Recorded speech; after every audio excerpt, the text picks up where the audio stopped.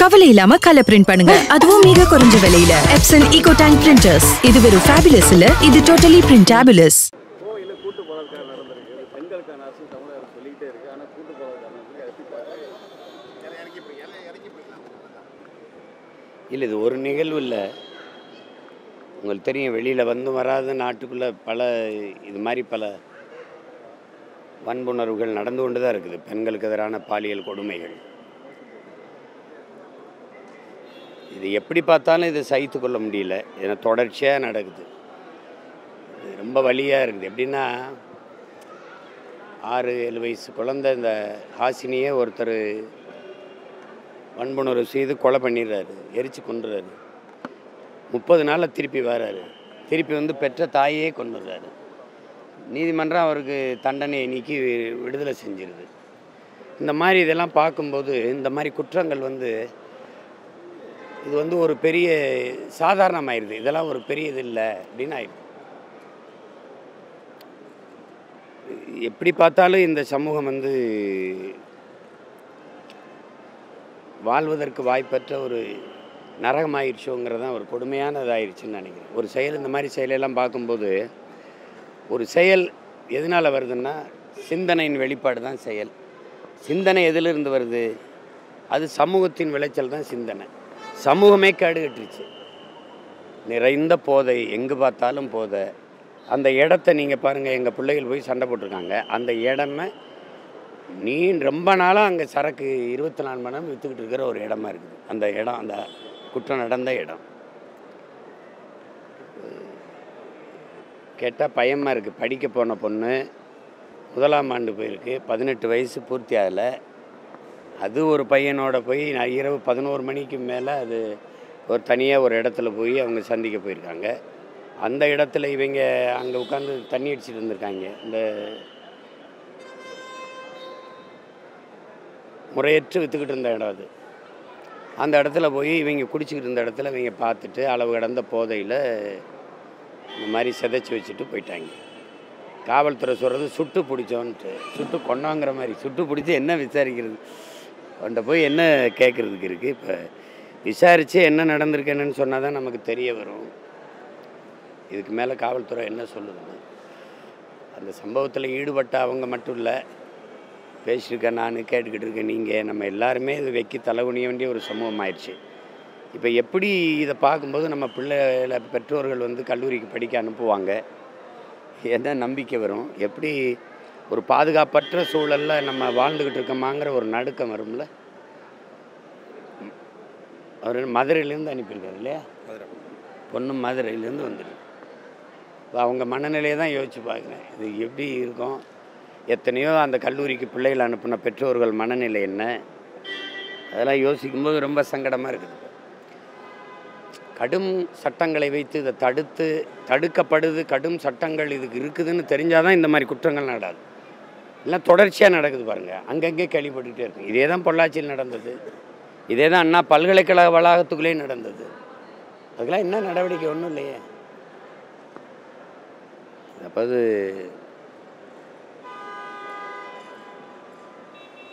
சரி பார்ப்போம். சசிகலா காலில் பதவி வாங்கினார்னு சொல்லி பேசியிருந்தீங்க. அதுக்கு ஜெயக்குமார் இந்த விமர்சனங்கள்லாம் கூடாது அப்படின்னு சொல்லியிருக்காரு. நீங்கள் அதை பார்த்து இது விமர்சனம் இல்லை. நான் சொல்கிறது விமர்சனம் இல்லை, உண்மையை சொல்கிறேன்.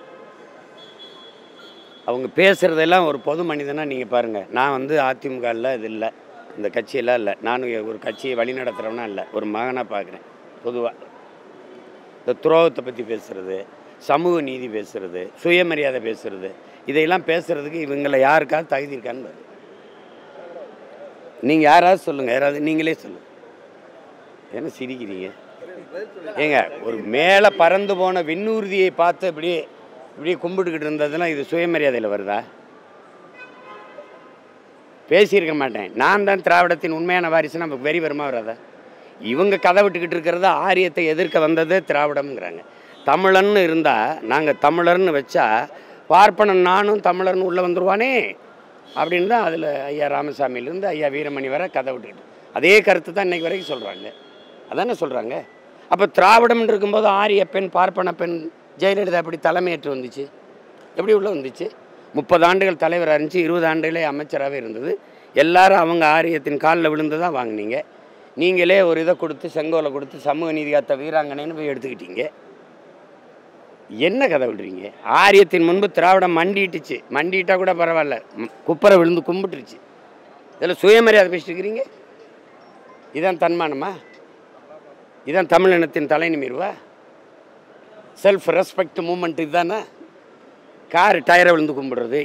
ஒருத்தராவது அந்த அம்மாவுக்கு முன்னாடி நின்று சொல்லுங்கம்மா அப்படி பேசுனது 2 பேர் இருப்பாங்க. ஒன்று எங்கள் மாமா காளிமுத்து, இன்னொரு மாமா திருநாக்கரசு. வேறு யாராவது சொல்லுங்கள், யாராவது? ஏன்னா ஐயா பொன்னையன் மாதிரி யாராவது ஒருத்தர் 2 பேர் இருப்பாங்க மூத்தது. மற்றெல்லாம் இப்படித்தான். அதையும் தான் சொல்லியிருக்கு. திமுகவோ அதிமுகவோ சுயமரியாதை பற்றி பேச இருக்கல, அதையும் தானே பேசின மேடையில். நீங்கள் அதை கேட்கலையே. ஏன்னா பெட்டி இவங்க கொடுத்துட்டாங்க, அவங்க தரல, அதனால தானே. இது ஒரு வழக்கம். அது உண்மையே பேசணும். சமூக நீதினா சமூக நீதி. நீங்கள் 10.5 வன்னியர் கொடுத்தீங்கல்ல, எங்கள் ஐயாவே எண்ணி கொடுங்கங்கிறாரு. நீ எப்படி 10.5 கொடுத்தீங்க? சட்டமாக்கியிருக்கா? செயல்பாட்டுக்கு வந்திருக்கா? இப்போ வன்னிய நானுக்கு 10.5 வருதா? சும்மா வாய் வார்த்தையில் ஓட்டுக்காக சொல்லிட்டு போகிறதா? எத்தனை காலத்துக்கு இப்படியா மாற்றுறது? எண்ணி கொடுங்க. சரி எண்றீங்க, எண்ணும்போது எங்களுக்கு 15 விழுக்காடு வந்துருச்சு. அப்போ என்ன பண்ணுறது? ஏற்கனவே பாதிக்கப்பட்டிருக்கேன் நான். திடீர்னு எடுத்து அருந்ததிற்கு உள்ஒதுக்கீடுன்னு 3 ஒதுக்கீடு கொடுத்துட்டு ஃபஸ்ட்டு ப்ரிஃபரன்ஸ்னு ஒரு கையெழுத்தை போட்டு விட்டீங்க, முன்னுரிமைன்னு. அப்போ அவங்களுக்கு போக தான் எனக்கு மிச்சம். ஒரு கல்லூரியில் ஒரு பல்கலைக்கழகத்தில் 5 பேராசிரியர்னா எஸ்சிஏன்னு வருது. எஸ்சி அருந்ததியர் 4 போக 1 இருக்குது. அது தேவேந்திரர் இருக்கா, பறையர் எனக்கா, தேவேந்திரர் எனக்கா? யாருக்கு? ஒரு சீட்டில் நாங்கள். அப்போ முன்னுரிமைங்கும்போது அது அவருக்கு போக மிச்சம்னு வருது. அப்போ சாப்பாடு என்னது? அவர் சாப்பிட்டு மிச்சம் வச்ச எச்சு கஞ்சி மிச்ச கஞ்சி தான் எனக்குன்னு வந்துடுது. அப்போ நான் பாதிக்கப்பட்டுறேன்ல, விளங்குதா? அப்போ பாதிப்புக்கு ஆளாக இருக்கிறேன் நான் சொல்கிறேன். நீ எண்ணி கொடு, எடுத்து கொடுக்காத, அளந்து கொடு, அள்ளி கொடுக்காதேங்கிறேன். திருப்பி வாய் வார்த்தையாக ஓட்டு வரும்போது தேர்வு வரும்போது வன்னியர் ஓட்டுக்க 10.5ன்ட்டு போயிட்டீங்க. சட்ட வரைவு வந்திருக்கா? சட்டப்படி இதை செயலாக்கம் பெறுதா? 10.5 படையாச்சியை நான் பயன்படுத்துகிறேன்னா? இல்லை. அப்போ எல்லாமே ஏமாற்றா இருந்தால் எப்படி? அப்போ சமூக நீதினு ஏன் பேசுகிறீங்க? சாதி வாரி கணக்கெடுப்பு உடனேத்தவன் கர்நாடக மாநிலத்துக்கு இதே காங்கிரஸ்கார சீதாராமையா எடுக்கிறாரா இல்லையா? இதே அந்த தெலுங்கானாவில் உங்கள் காங்கிரஸ் தானே முதலமைச்சர் தானே, அவர் எடுக்கிறாரா இல்லையா? நிதிஷ்குமார் உங்ககிட்ட கேட்டால மத்திய அரசு எடுக்கணும். அவனுக்கு மத்திய அரசு இல்லது. எதையாவது கடத்தி விடுறது, சொல்லிட்டு மாநில உரிமை இங்கே பேசிக்கிறது, சிபிஐ விசாரணை கேட்டுக்கிறது. அப்போ ஓம் போலீஸ் சரியில்லைப்பா. அப்போ உங்ககிட்ட இருக்க போலீஸே சரியில்லை, அப்போ நீங்கள் பதவி விலகணும். என் போலீஸ் சரியில்லைங்க, என் நிர்வாகம் சரியில்லைன்னு. அப்படி தானே தோல்வியை ஒத்துக்கிறீங்க. அப்போ என் காவல்துறைக்கு என்ன குறை? எதுக்கு சிபிஐ விசாரணை கேட்குறீங்க? எல்லாம் வர்றவங்கள சிபிஐ விசாரணை எப்படி இருக்கு? சிபிஐ அதிகாரிகளுக்கு 4 நாள் மூளை இருக்கா? எப்படி?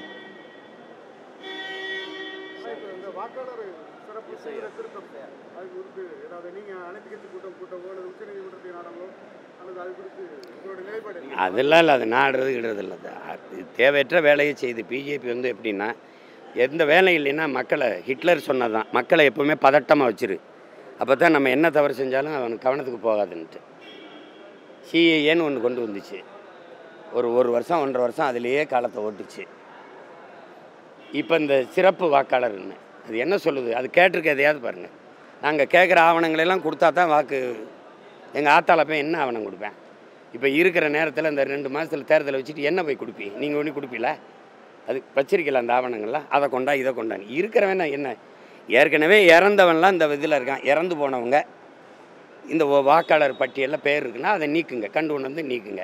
எவ்வளவு காலமாக இருக்குது? இப்போ தான் அது வர்ற. நாங்கள்லாம் பல முறை தேர்தல் ஆணையத்துக்கு போக ஆரம்பித்தோம். ஒருத்தர் 2 இடத்துல வாக்குரிமை வச்சுருக்கிறாரு. அதையெல்லாம் நீங்கள் முதல்ல கண்டு நீக்கியிருக்கணும். இவ்வளோ காலம் நீக்கியிருக்கணும். சரி, இல்லை நீக்கிறீங்க, அது செய்யுங்க. சரி, அதுக்காக ஒவ்வொரு வாக்காளரும் நாங்கள் கேட்குற புதிய ஆவணங்களை கொண்டு வான்னா அது எங்கே போய் கொண்டு வருவான்? இதே வேலையா? கொண்டு வந்து கொடுக்கும்ல, நீக்கி விட்டுருவேன். நோக்கம் என்ன? அங்கே பல லட்சம் பேர் வெளியேறிக்கான். 70 லட்சம் பேர்கிட்ட 44 லட்சங்கிறான், 70 லட்சங்கிறான். ராகுலே 60 லட்சம் பேருன்றான். அங்கேருந்து எல்லாரையும் தூக்கிட்டான்றான். இப்போ அவனெல்லாம் இங்கே இறங்கியிருக்கான். அந்த பீகாரியனுக்கு கூட வாக்கு கொடுக்கணும். நீங்கள் 6.5 லட்சம் பேர்னு சொல்கிறீங்க. அது எனக்கு பயனா 3 தொகுதி, என்னோடய தொகுதியில் 3 தொகுதி அவன் 6.5 லட்சம்னா, அப்புறம் கடைசியாக அது பீகார் இன்னொரு பீகார் ஆயிரும். ஏற்கனவே பூரா இந்திக்காரன், எங்கே பார்த்தாலும் இந்திக்காரன் இருக்கான். இந்த விண்ணூர்தி நிலையத்தில் இருக்கானா, நம்ம ஆஃபீஸர் இருக்கானா, அதிகாரி இருக்கானா. அப்புறம்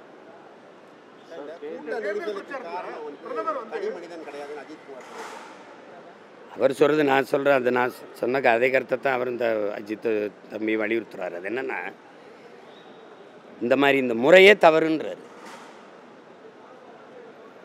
அவர் வந்தார்னா போன மக்கள் மேலேயும் குற்றம் இருக்குல்ல. இந்த மாதிரி கலாச்சாரமே தப்பு தானே இது. அதை தான் அவர் சாடுறாரு. முதல்ல இந்த முறையே தப்பு. அதான் திரும்ப திரும்ப நான் சொல்கிறேன், அமெரிக்கா மாதிரி வந்துடுங்க, ஒரு ஊராக போய் பேசுகிற முறையை விடுங்க, ஒரு இடத்த கொடுங்க. திருச்சின்னா ஒரு மாநகரில் எங்களுக்கு ஒரு இடம் தாங்க, இவ்வளோ ஊடகம் வந்துடுச்சு, நவீன அறிவியல் வந்துடுச்சு, நாங்கள் பேசுகிறோம், எனக்கு ஒரு 1/2 மணி நேரம் கொடுங்க. ஐயா ஸ்டாலின் ஒரு 1/2 மணி நேரம், ஐயா எடப்பாடி, தம்பி விஜய்க்கு, ஐயா அன்புமணிக்கு, அண்ணன் திருமாவளவன் தலைவர்களுக்கு ஆளுக்கு கொஞ்சம் கொஞ்சம் நேரம் கொடுத்துருங்க. அவங்க பேசட்டும், கொண்டு போங்க. யார் பேசுகிறது சரியாக இருக்கோ ஓட்டு போட்டுட்டு போகட்டும், இவ்வளோதானே. இது ஒரு அநாகரிகமான கலாச்சாரமாக தான் இருக்குது. அதை ஒழிக்கணும். அமெரிக்காலாம், மற்ற நாடுகள்லாம் இப்படி இல்லை, ஐரோப்பிய நாடுகள்லாம் இப்படி இல்லை.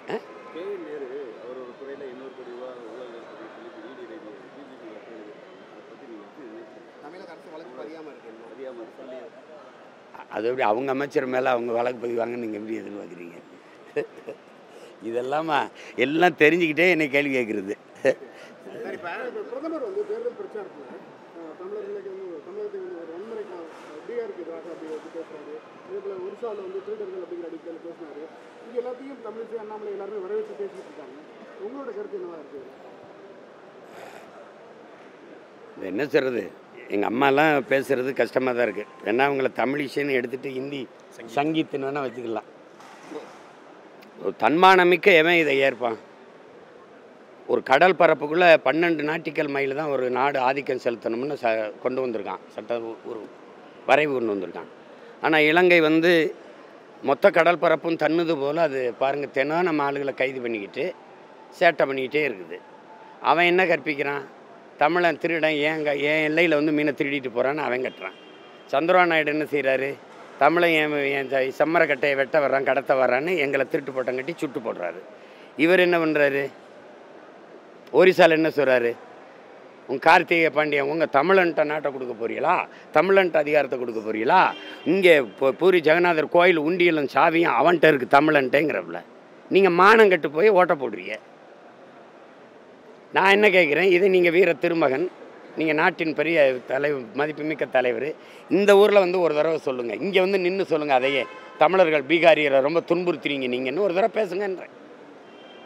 அங்கே போய் அந்த தேர்தலுக்கு போனால் அங்கே பேசுகிறது, பஞ்சாபுக்கு போனால் பஞ்சாபினத்தவனை எவரையும் உள்ளே விடாதீங்கிறது, அங்கே பீகாரியா பகாரியாங்கிறது. ஆனால் இங்கே வந்து எங்களை இந்தியன் எப்படி இருக்கு?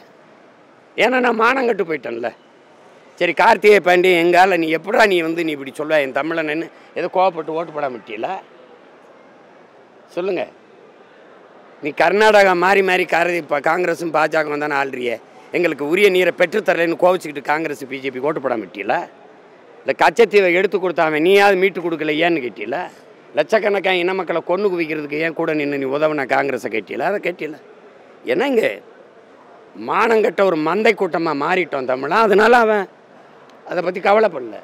சரி, இப்போ நீங்கள் வேட்பாளர் அனௌன்ஸ் பண்ணுறீங்க, நாம் தமிழர் எல்லாருக்கும் வேட்பாளர். இந்த தேர்தலில் நாம் தமிழருக்கும் யாருக்குமான போட்டி? இப்போ விஜய் வந்து திமுக இங்கே கட்சிகளுக்கு போட்டி கிடையாது, கருத்தியல் போட்டி தான். எல்லாமே பெரியாருங்கிற ஒரு கூட்டம் இருக்குது பாருங்க, பெரியார் தான் எங்களை படிக்க வச்சாருன்னு அது ஒரு கூட்டம் இருக்குது இங்கே.